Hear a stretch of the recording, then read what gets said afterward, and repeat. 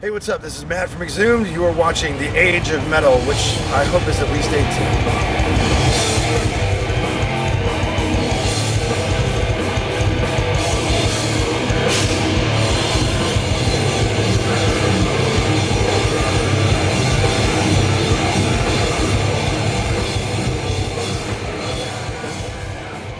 Hey everyone, this is Stephanie with The Age of Metal. We're here tonight in Tampa, Florida at the Orpheum with Matt from Exhumed. So how are you doing? Doing good. How are you? I'm doing good, thank you. So just talk about this tour that you're on right now.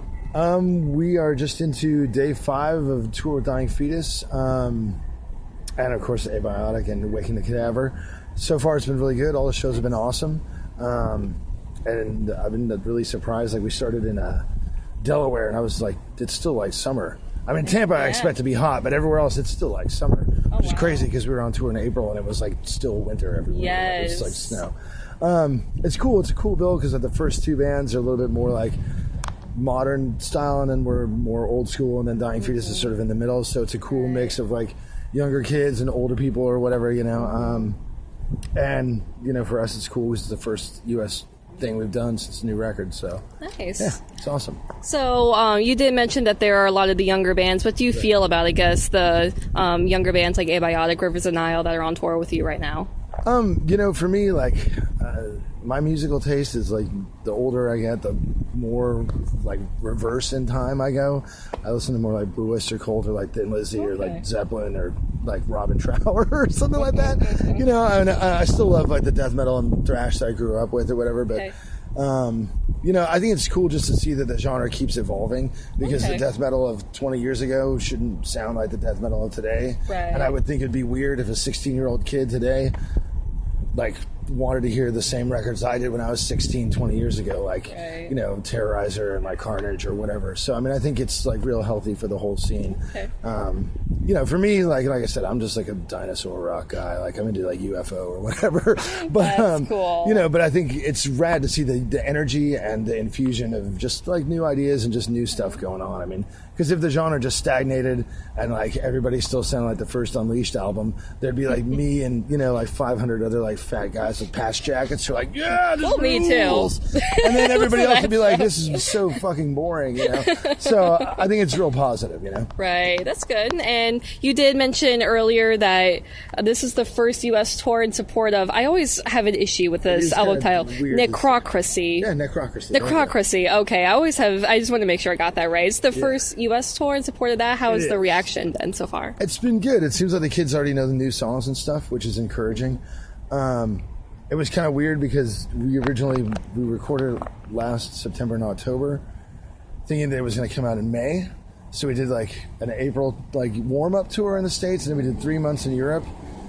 But by the time those tours started, we knew that it had kept getting delayed and delayed and delayed.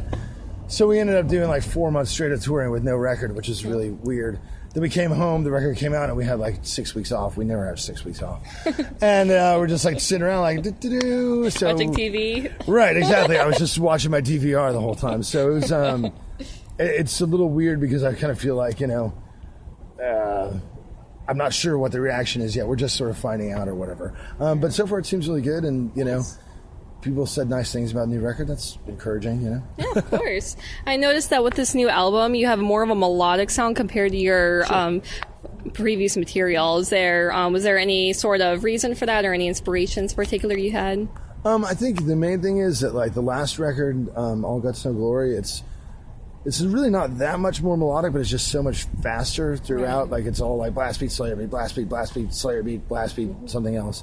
Whereas this one kind of sticks around in like slower tempos for a little bit longer than we normally have, and it sort of brings out the melody stuff. And like I said, I mean, we're all influenced by like Deep Purple and like Rainbow and UFO and more of like a rock and roll kind of sensibility or whatever. And I think that now that we're not playing 1,000,000 miles an hour all the time, it sort of comes out a little bit more. And people are like, all of a sudden, like, oh, you guys have melody. It's like, well, we actually have melody on most of our records, you know. I mean, it's still a death metal, and it's not like, you know, Iron Maiden or whatever.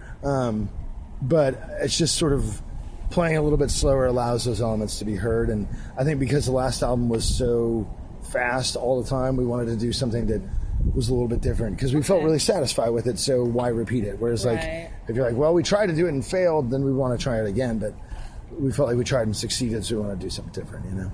Right, and I definitely want to ask about, I guess, your more brutal sound. One thing I've always loved about you guys is that you guys you're always probably one of the most brutal bands I've ever heard, but your songs are all really catchy. How do you approach songwriting with that style?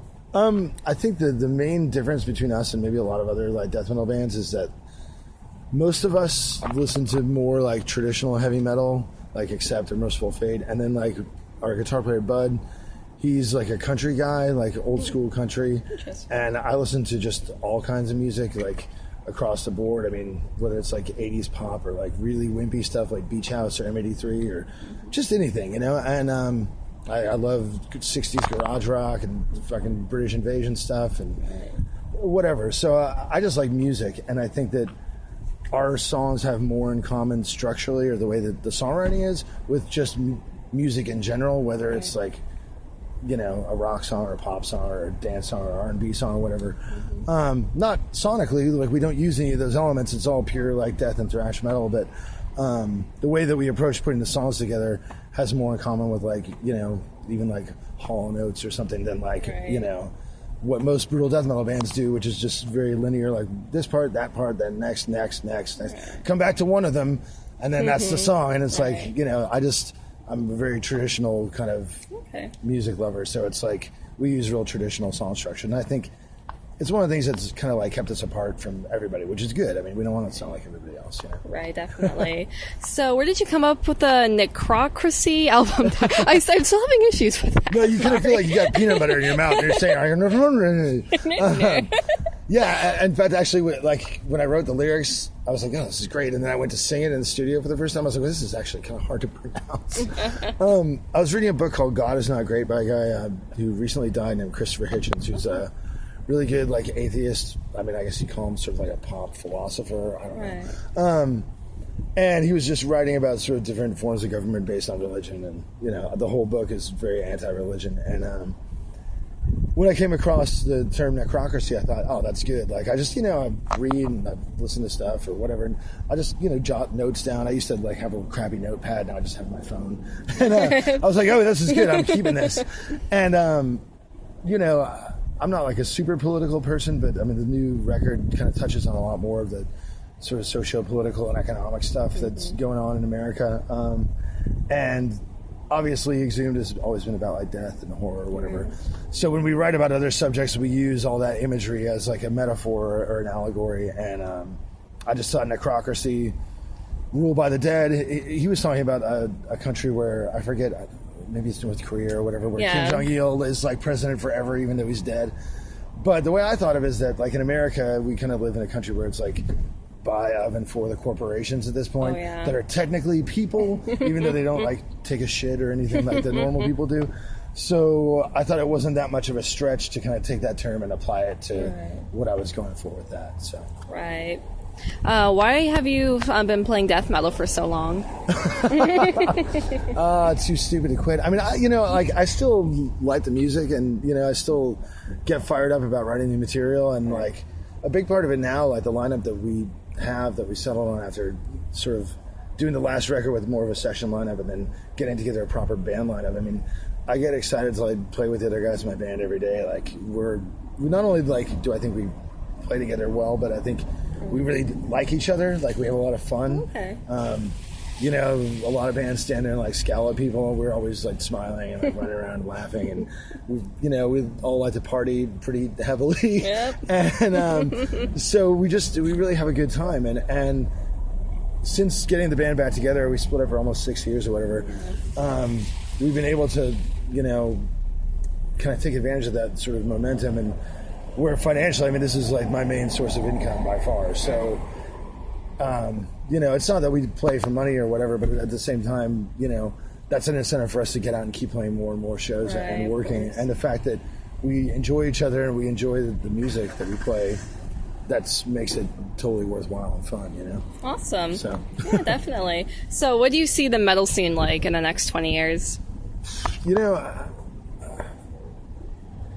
I just wonder what it's going to be like, because at a certain point, you know, like, you look at a lot of the really early bands, the formative bands, like, you know, your Black Sabbath and Deep Purple and Zeppelin and those kind of bands, and those guys are dying not of like cocaine overdoses and stuff like that. They're just like dying because they're just old. And we're getting to the point now where like metal has been around for such a long time that it's kind of just a thing like any other style of music. And in one way, I think that's helped it get a lot more acceptance in the last few years. I mean, I feel like it's so much stronger than it was 10 years ago in America, or certainly like 13 or 14 years ago. I don't know. I think it's always going to be there in some form. I mean, people, in 20 years, I mean, shit, I'm going to be like, my 50s, whatever. So, I mean, I don't even know if this would be a viable lifestyle option at that point. I mean, who knows if I can even physically do it then? I mean, but I mean, it's definitely going to continue on in some form. I mean, I do think that, the whole like rock and roll or metal renaissance or whatever that has kind of happened, it's part of sort of a dearth of like new ideas, what I mean? Because like when rock and metal started, there was nothing else like it. And it's the same thing that we see in movies and on TV or whatever. You watch TV, you see fucking Hawaii Five-0. It's like, come on, dude, you guys did this in the 60s. Like there's like a real lack of like innovation and like a real sort of cautiousness and a hyper awareness of what's come before.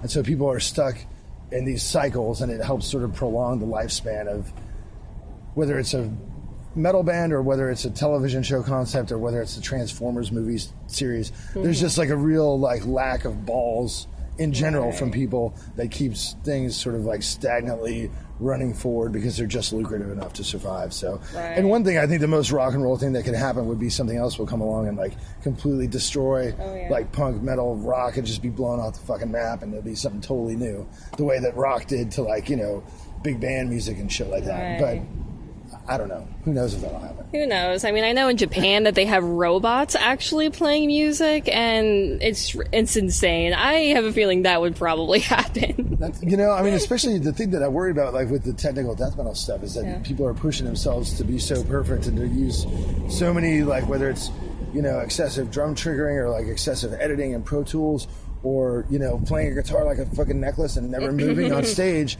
Like I worry that people will have this idea that somehow perfection is better. And when I listen to, you think about the rock albums that have sold the most, whether it's like Back in Black or Led Zeppelin 4 or whatever, throughout history, compared to today's standards, they're incredibly sloppy and loose. So I don't think that better playing equates better music. Right. I mean, it can, maybe, but not necessarily. So I think that it's a real narrow way of thinking that kind of pushes you to the point where, maybe it's better that robots do it because they never fuck up their sweep arpeggios, And I don't want to go to a show and watch robots. That's just me. Right. I agree with that. Crazy. No, it's fine. I completely understand. Unless it's like a Gwar show or a Ghoul show. That would be it's a giant cool. robot that comes out and kills people, then yes. Then that's pretty brutal. Right. Then I come to see robots. Or like Iron Maiden, Eddie as a robot. Absolutely. Or like the Turbo Tour where that giant robot eats Rob Halford. That's like really cool. That's cool. See, I think that should come back. I think. Yes. Like we need hydraulics. I mean, if we had a budget, fuck, it'd be insane. But that would be pretty cool. We're broke. That's metal for you. Exactly. So we were getting into a really interesting conversation before the interview about porn star names. Yes. And would you like to share all your band's porn star names? I'm going to share 3 out of 4 of ours because I think they're all excellent. Using the tried and true first pet street you grew up on. Our drummer Mike, his name is Bandit Johnson, which anybody would be proud to be called Bandit Johnson. Oh, yes. Mine, I think, is the second best. I think Mike's the bronze medalist. Mine is Pokey Coozer. I mean, Pokey. That just says it all, right? And then number 1 is our guitar player Bud, and his name would be Marshmallow Costello. I love that name. And it rhymes. It's just like, it's nothing better. It falls off the tongue. Like, right. Oh, it's just Marshmallow Costello, doing some girl in the butt, That's kind of how. Exactly. And he sounds harmless because he's marshmallow. So sure, put it in the butt, Marshmallow. It's not going to hurt. I just think the Pillsbury Doughboy. Yeah, exactly. And he's such a sweet guy, too. So. Well, then that just makes it even better. Exactly. He's my little marshmallow. He's the marshmallow of the band. Every band has that marshmallow. Yeah, we have a bunch of stupid nicknames. We had a period, we were in Europe for like 3 months, so we got really bored.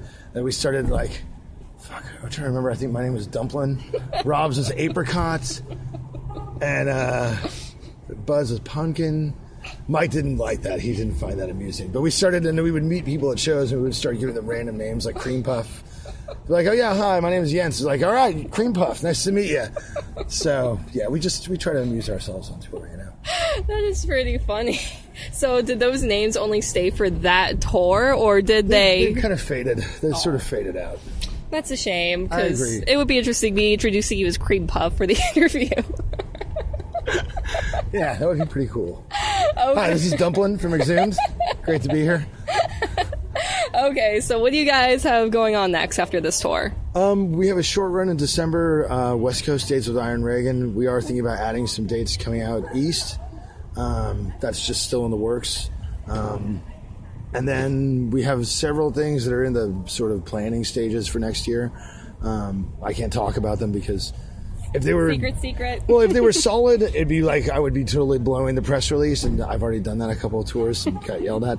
And because they're not solid, if I say them and then they don't happen, then I look like a real jackass. Right, So, understandable. but you know, for us, the record is still like pretty unpromoted and pretty new, and we want to get out and just like play as many shows as we can, you know, just like we did for the last one. So pretty straightforward plan, like put out a record, tour like crazy people, and then repeat, you know. Yep, that's the life of the musician, of the death metal musician. All right, everybody. So that was Matt from Exhumed. Like he was saying, they are doing a lot of touring coming up. They have a lot more coming up for them. So definitely keep up on that and stay metal.